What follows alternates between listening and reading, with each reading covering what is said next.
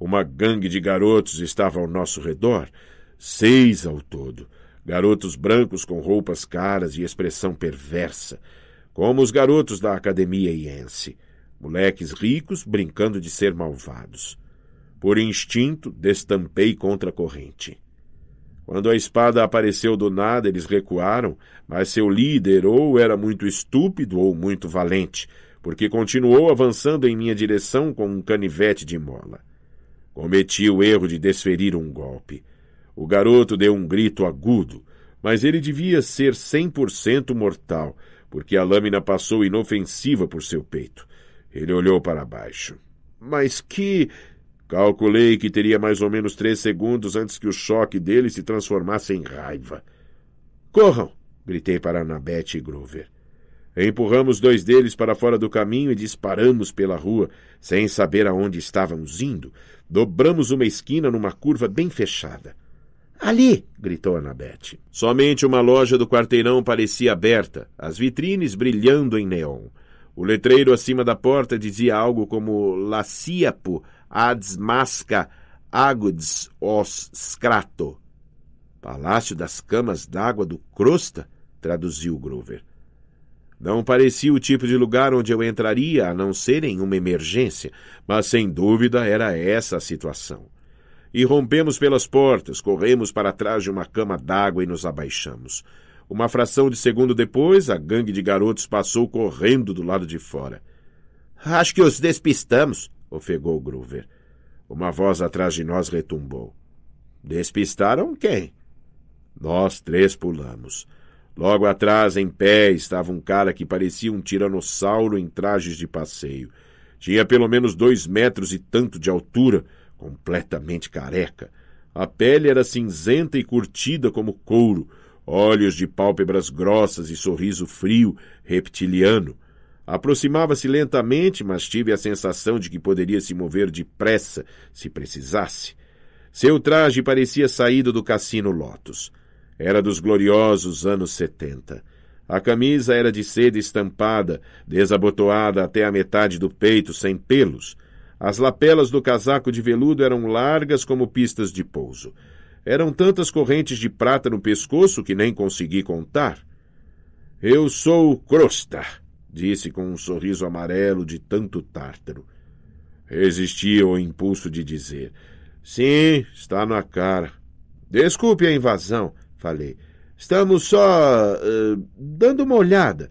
— Você quer dizer se escondendo daqueles garotos mal encarados, resmungou ele. Eles ficaram vadeando por aqui todas as noites. Entra uma porção de gente na loja, graças a eles. Digam, querem ver uma cama d'água, é? Eu já ia dizer não obrigado quando ele pôs uma pata enorme em meu ombro e me empurrou mais para dentro do salão da loja. Havia todos os tipos de camas d'água que você possa imaginar. Diferentes tipos de madeira, lençóis de padronagens variadas, queen size, king size, gigantescas. Este é meu modelo de maior sucesso, sabe? Crosta passou as mãos orgulhosamente sobre uma cama coberta com lençóis de cetim preto, com lâmpadas de lava embutidas na cabeceira. O colchão vibrava e a coisa ficava parecendo gelatina de petróleo. Massagem de 1 milhão de mãos, disse Crosta. Vão em frente, experimentem. Tirem uma soneca, mandem ver. Eu não me importo. Tem pouco movimento hoje. Falei. Não acho que... Massagem de 1 milhão de mãos, exclamou Grover e mergulhou na cama. Ah, gente, isso é legal. Disse Crosta, coçando seu queixo de couro. Quase, quase. Quase o quê? Perguntei. Ele olhou para Annabeth. Faça-me um favor e experimente aquela lá, meu bem. Pode servir, Annabeth disse. Mas o que... Ele lhe deu algumas palmadinhas tranquilizadoras no ombro e a levou para o modelo Safari Deluxe, com leões de teca entalhados na armação e um acolchoado de leopardo. Como Annabeth não quis deitar, Crosta a empurrou. Ei! Protestou ela. Crosta estalou os dedos. Ergo! Cordas pularam das laterais da cama e envolveram Annabeth como chicotes, prendendo-a ao colchão. Grover tentou se levantar, mas cordas pularam também de sua cama de cetim preto e o prenderam. Não é legal, gritou ele, a voz vibrando com a massagem de 1 milhão de mãos. Nada legal. O gigante olhou para Annabeth, voltou-se para mim e arreganhou um sorriso. Quase. Que droga. Tentei me afastar, mas a mão dele se arremessou e me agarrou pela nuca. Opa, garoto, não se preocupe. Vamos achar uma para você em 1 segundo. Solte meus amigos. Certamente, eu vou, mas vou ter de ajustá-los primeiro. O que quer dizer? Todas as camas têm exatamente 1,80 m, sabia? Seus amigos são baixinhos demais. Tenho de ajustá-los para servir nas camas. Annabeth e Grover continuaram se debatendo. Não tolero medidas imperfeitas, resmungou Crosta. Ergo! Um novo conjunto de cordas pulou dos pés e da cabeceira da cama, enrolando-se nos tornozelos e axilas de Grover e Annabeth. As cordas começaram a se esticar, puxando meus amigos pelas 2 extremidades. Não se preocupe, viu? Disse Crosta para mim. É um serviço de estiramento. Talvez uns 8 centímetros a mais nas colunas deles. Podem até sobreviver. Agora, por que não achamos uma cama de que você goste, hã? Percy! Gritou Grover. Minha cabeça estava a mil. Sabia que não conseguiria dominar sozinho aquele gigante vendedor de camas d'água. Ele quebraria meu pescoço antes mesmo que eu pegasse a espada. Seu nome de verdade não é Crosta, é? Perguntei. Na certidão é Procrusto, admitiu ele. O esticador. Lembrei-me da história. O gigante que tentara matar Teseu com excesso de hospitalidade a caminho de Atenas. Sim, disse o vendedor. Mas quem é capaz de pronunciar Procrusto? É ruim para os negócios. Agora, Crosta, qualquer um pode dizer. Tem razão. Soa muito bem. Os olhos dele se iluminaram. Acha mesmo? Sem dúvida, disse eu. E o acabamento dessas camas? Fabuloso. Ele abriu um enorme sorriso, mas os dedos não afrouxaram em meu pescoço. Digo isso aos meus fregueses. Sempre. Ninguém se preocupe em examinar o acabamento. Quantas lâmpadas de lava embutidas você já viu? Não muitas. Claro. Percy! Gritou Annabeth. O que está fazendo? Não ligue para ela, disse eu a Procrusto. Ela é impossível. O gigante riu. Todos os meus fregueses são. Nunca tenho 1,80 m exato. Muito desatencioso. E depois se queixam do ajuste. O que você faz quando eles têm mais de 1,80 m? Ora, isso acontece sempre. É um ajuste simples. Ele soltou o meu pescoço, mas antes que eu pudesse reagir, esticou o braço para trás de um balcão próximo e de lá tirou um enorme machado de bronze com lâmina dupla. Ele disse, é só centralizar o freguês o melhor possível e aparar o que estiver sobrando nas 2 extremidades. Falei, engolindo em seco. Sensato. Estou tão satisfeito em cruzar com um freguês inteligente. Agora as cordas estavam realmente esticando meus amigos. Annabeth estava ficando pálida. Grover fazia sons gorgolejantes como um ganso estrangulado. Então, Crosta, falei, tentando manter a voz despreocupada. Olhei de relance para a cama lua de mel especial em forma de coração. Esta aqui tem mesmo estabilizadores dinâmicos para compensar o movimento ondulatório? É claro! Experimente! Sim, talvez eu experimente. Mas funcionaria também para um cara grande como você? Sem nenhuma ondulação? Garantido? Eu não acredito. Pode acreditar. Mostre. Ele sentou com vontade na cama e deu uma palmadinha no colchão. Nenhuma ondulação, viu? Estalei os dedos. Ergo! As cordas saltaram em volta de Crosta e o achataram contra o colchão. Ei! Gritou ele. Centralizar bem, falei. As cordas se reajustaram ao meu comando. A cabeça inteira de crosta ficou para fora da cabeceira. Os pés ficaram para fora na outra ponta. — Não, disse ele. — Espere, é só uma demonstração. Destampei contra a corrente. — Alguns ajustezinhos. Não tive nenhum escrúpulo quanto ao que estava prestes a fazer. Se crosta não fosse humano, eu, de qualquer jeito, não poderia feri-lo. Se fosse um monstro, merecia ser transformado em pó por algum tempo. — Você negocia duro, hein? Disse-me ele. — Dou-lhe 30% do desconto nos modelos em exposição. — Acho que vou começar com a parte de cima. Ergui a espada. — Sem entrada. Financiamento em 6 meses sem juros. Desci a espada. Crosta parou de fazer ofertas. Cortei as cordas nas outras camas. Annabeth e Groover puseram-se em pé, gemendo e se encolhendo e me xingando muito. — Vocês parecem mais altos, falei. — Muito engraçado, disse Annabeth. — Da próxima vez seja mais rápido. Olhei para o quadro de avisos atrás do balcão de Crosta. Havia uma propaganda do serviço de entregas Hermes e outra do guia completo dos monstros na área de Los Angeles, as únicas páginas amarelas monstruosas de que você vai precisar. Embaixo daquilo, um panfleto em laranja vivo dos estúdios de gravação MAC, oferecendo comissões por almas de heróis. Estamos sempre à procura de novos talentos. O endereço estava logo abaixo, com um mapa. — Vamos, disse a meus amigos. — Espere só um minuto, queixou-se Groover. Fomos praticamente esticados até a morte. — Então estão preparados para um mundo inferior, falei. Fica apenas uma quadra daqui.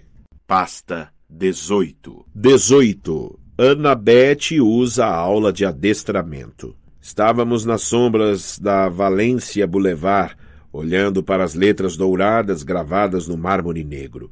Estúdios de gravação MAC. Embaixo, impresso nas portas de vidro, proibida a entrada de advogados, vagabundos e viventes. Já era quase meia-noite, mas o saguão estava iluminado e cheio de gente. Atrás do balcão da segurança estava sentado um guarda de aparência agressiva, com óculos escuros e um fone de ouvido. Virei-me para meus amigos. — Certo, vocês se lembram do plano? — O plano? Groover engoliu seco. — Isso, adoro o plano. Annabeth disse. — O que vai acontecer se o plano não funcionar? — Sem pensamentos negativos. — Certo, disse ela. Estamos entrando na Terra dos Mortos e eu não devo ter pensamentos negativos. Tirei as pérolas do bolso, as 3 esferas cor de leite que a Nereida me dera em Santa Mônica. Elas não pareciam um grande recurso para o caso de algo dar errado. Annabeth pôs a mão em meu ombro. — Desculpe, Percy. Você tem razão. Vamos conseguir. Vai dar tudo certo. Ela deu uma cutucada em Groover. — está certo, concordou ele. Chegamos até aqui. Vamos encontrar o raio-mestre e salvar sua mãe. Sem problemas. Olhei para os dois e me senti realmente grato. Alguns minutos antes eu quase os tinha feito ser esticados até a morte em camas d'água de luxo, e agora eles tentavam bancar os corajosos por minha causa. Tentavam fazer com que me sentisse melhor. Enfiei as pérolas de volta no bolso. Vamos chutar alguns traseiros no mundo inferior. Então, entramos no saguão do MAC. Alto-falantes embutidos tocavam uma música ambiente suave. O carpete e as paredes eram cinza chumbo. Cactos cresciam nos cantos como mãos de esqueletos. Os móveis eram de couro preto e todos os assentos estavam ocupados. Havia gente sentada em sofás, gente em pé, gente olhando pela janela ou aguardando o elevador. Ninguém se mexia, nem falava, não faziam nada. Com o canto do olho eu podia vê-los muito bem, mas se me concentrasse em qualquer um em particular, eles começavam a aparecer transparentes. Dava para ver através dos seus corpos. O balcão da segurança ficava em cima de um degrau, portanto, tínhamos de olhar para o alto para falar com o guarda. Ele era alto e elegante, com pele na cor de chocolate e cabelo tingido de loiro, cortado em estilo militar. Usava armação de tartaruga e um terno de seda italiano que combinava com o cabelo. Uma rosa negra estava presa à lapela embaixo de um crachá de prata. Li o nome no crachá e olhei para ele perplexo. Seu nome é Kiron? Ele se inclinou por cima da mesa. Não consegui ver nada em seus óculos, exceto meu próprio reflexo, mas seu sorriso era doce e frio, como o de uma jiboia, exatamente antes de devorar você. Que rapaz mais engraçadinho! Ele tinha um sotaque estranho. Inglês, talvez, mas como se tivesse aprendido inglês como segunda língua. Diga-me, parceiro, eu pareço um centauro? Não.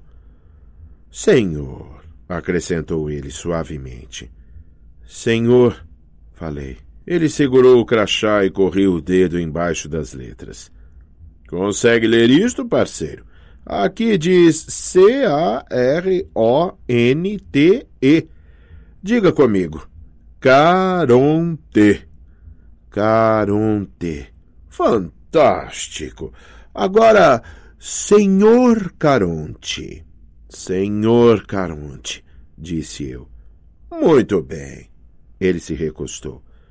Detesto ser confundido com aquele homem-cavalo. E agora, como posso ajudá-los, pequenos defuntos? A pergunta dele me acertou o estômago como uma bola de beisebol. Olhei para Annabeth em busca de ajuda. Queremos ir para o mundo inferior, disse ela. A boca de Caronte repuxou-se. Bem, isso é revigorante. É mesmo? Perguntou ela. Direto e honesto, sem gritos. Sim, deve haver algum engano, Sr. Caronte. Ele nos olhou de cima a baixo. Então, como vocês morreram? Cutuquei Groover. Ah, disse ele, afogados, na banheira. Os três? Perguntou Caronte. Nós assentimos. Poxa, que banheira grande! Caronte pareceu levemente impressionado. Suponho que vocês não têm moedas para a passagem. Com adultos, vocês sabem, eu poderia debitar no cartão de crédito ou acrescentar o preço da travessia na sua última conta de telefone. Mas com crianças, infelizmente, vocês nunca morrem preparadas.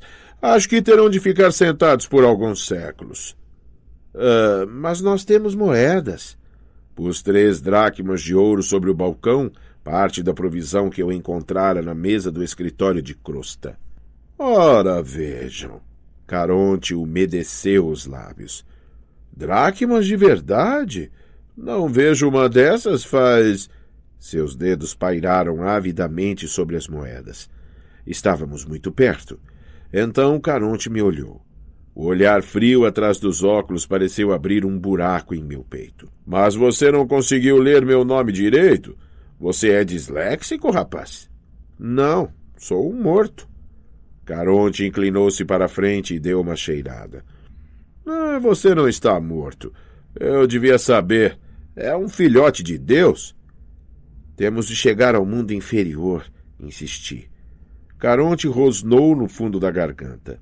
No mesmo instante, todas as pessoas na sala de espera se levantaram e começaram a andar de um lado para outro, agitadas, acendendo cigarros, passando as mãos pelos cabelos ou olhando para os relógios de pulso.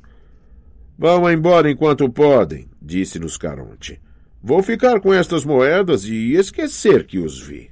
Ele começou a esticar a mão para as moedas, mas eu as puxei de volta. Sem serviço, sem gorjeta. Tentei parecer mais valente do que me sentia. Caronte rosnou de novo. Um som profundo de gelar o sangue. Os espíritos dos mortos começaram a bater nas portas do elevador. É uma pena, suspirei. Tínhamos mais para oferecer. Ergui a sacola inteira com o tesouro de crosta. Tirei um punhado de dracmas e deixei as moedas escorregarem entre os dedos. O rosnado de Caronte se transformou em algo mais parecido com um ronronar de leão. Acha que pode me comprar, filhote de Deus? Só por curiosidade. Quanto você tem aí? Muito, falei. Aposto que Hades não lhe paga o bastante por um trabalho tão duro. Você não sabe nem da metade. Iria gostar de ser babá desses espíritos o dia inteiro, é? Sempre com, por favor, não me deixe ficar morto, ou, por favor, deixe-me atravessar de graça. Não tem um aumento há 3.000 anos? Acha que ternos como este custam barato? Você merece coisa melhor, concordei. Algum reconhecimento, respeito, bom salário. A cada palavra eu empilhava outra moeda de ouro no balcão. Caronte baixou os olhos para o paletó de seda italiana como se estivesse se imaginando com algo ainda melhor. Devo dizer, rapaz, que a gente está começando a falar a mesma língua. Um pouco. Empilhei mais algumas moedas. Eu poderia mencionar um aumento de salário quando estiver falando com Hades. Ele suspirou. Bem, o barco já está quase cheio. Poderia muito bem encaixar vocês três e zarpar. Ele se pôs de pé, pegou nosso dinheiro e disse: Venham comigo. Abrimos caminho entre a multidão de espíritos que aguardavam, os quais começaram a puxar nossas roupas como o vento, as vozes sussurrando coisas que eu não podia distinguir. Caronte empurrou-os do caminho resmungando. Parasitas! Ele nos escoltou até o elevador, que já estava apinhado de almas dos mortos, todos segurando um cartão de embarque verde. Caronte agarrou 2 espíritos que tentavam entrar conosco e os empurrou de volta para o saguão. Muito bem. Agora ninguém comece a ter ideias enquanto eu estiver fora, anunciou ele para a sala de espera. E se alguém tirar minha estação de música de sintonia novamente, farei vocês ficarem aqui por outro milênio. Entendido? Ele fechou as portas. Enfiou um cartão-chave em uma fenda no painel do elevador e começamos a descer. O que acontece com os espíritos que ficam esperando no saguão? Perguntou Annabeth. Nada, disse Caronte. Por quanto tempo? Para sempre, ou até eu me sentir generoso. Disse ela. Isso é justo. Caronte ergueu uma sobrancelha. Quem disse que a morte era justa, mocinha? Espere até chegar a sua vez. Você vai morrer em pouco tempo, no lugar onde está indo. Vamos sair vivos, falei. Tive de repente uma sensação de vertigem. Não estávamos mais indo para baixo, mas para a frente. O ar ficou enevoado. Os espíritos à minha volta começaram a mudar de forma. Suas roupas modernas tremiam e se transformavam em mantos cinzentos com capuz. O piso do elevador começou a oscilar. Pisquei com força. Quando abri os olhos, o terno creme italiano de Caronte fora substituído por um longo manto negro. Seus óculos de tartaruga haviam desaparecido. Onde deviam estar os olhos havia órbitas vazias, como os olhos de Ares, só que os de Caronte eram totalmente escuros, repletos de noite, trevas e desespero. Ele me viu olhando e disse: O quê? Nada, consegui dizer. Achei que ele estivesse sorrindo, mas não era isso. A pele de seu rosto estava ficando transparente, deixando que eu visse até o crânio. O chão continuou oscilando. Grover disse: Acho que estou ficando enjoado.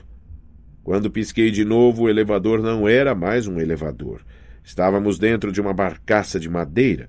Caronte usava uma vara para nos mover ao longo de um rio escuro, cheio de óleo, com ossos, peixes mortos e outras coisas estranhas girando na superfície. Bonecas de plástico, cravos esmagados, diplomas encharcados com bordas douradas. O rio Styx, murmurou Annabeth. É tão... poluído, disse Caronte. Há milhares de anos, vocês, seres humanos, quando o atravessam, jogam tudo nele. Esperanças, sonhos, desejos que jamais se tornam realidade. Um modo irresponsável de tratar seu lixo, se querem saber. A névoa subia em espirais de água imunda. Acima de nós, quase perdido nas sombras, havia um teto de estalactites.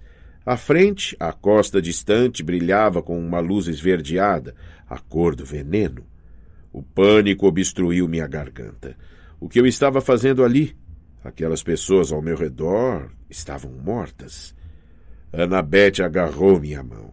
Em circunstâncias normais isso teria me embaraçado, mas entendi como ela se sentia. Queria se assegurar de que mais alguém estava vivo naquele barco. Percebi que eu murmurava uma oração, embora não soubesse bem para quem estava rezando. Ali embaixo só um Deus importava, e era ele que eu fora confrontar. A praia do mundo inferior surgiu à vista.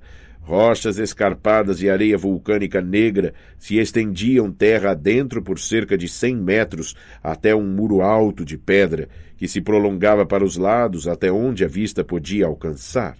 De algum lugar por perto, nas sombras verdes, veio um som reverberando nas pedras, o uivo de um grande animal.